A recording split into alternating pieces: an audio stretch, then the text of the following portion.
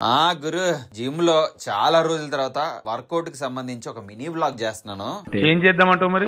Last 6 weeks నుంచి మనం అయితే ఒక మినీ కట్ లో ఉన్నాం. అయితే ఈ రోజు లెగ్ వర్కౌట్ ని కొంచెం రసవత్తరంగా చేద్దామని చెప్పేసి జైంట్ సెట్లు అయితే చేస్తున్నాను. ఫస్ట్ వేరియేషన్ వచ్చేసి వర్టికల్ లెగ్ ప్రెస్ అన్నమాట.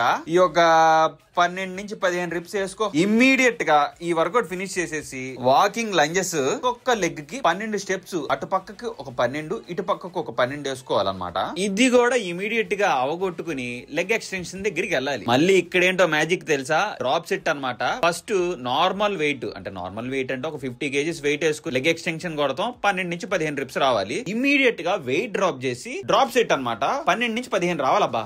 నార్మల్ పర్సన్ ఈ వర్కౌట్ చేసాడు అనుకో,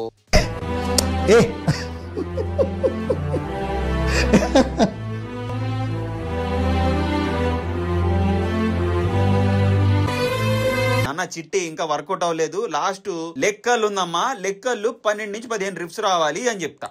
what a vision, what a thought.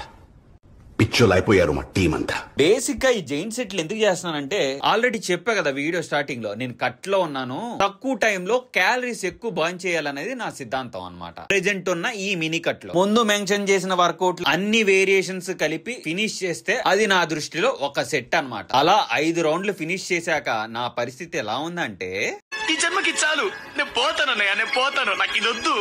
ఇలా అయిపోయాను అనుకున్నారు కదా? లేదు, ఇప్పుడే మొదలైంది. ఈ రోజు 15,000 స్టెప్స్ ఫినిష్ చేసే నేను ఇంటికి వెళ్దామని చెప్పి ఫిక్స్ అయిపోయా. గంటన్నరలో ఆ ఊప్ వాచ్ లో, భయ్యా ఈ రోజు 15,000 స్టెప్స్ వేసావు, థ్యాంక్ యూ అన్నాడు. నా వర్కౌట్ ఫినిష్ చేసి స్టెప్స్ నుంచి కిందకి దిగుకుంటా వెళ్ళిపోయా భయ్యా.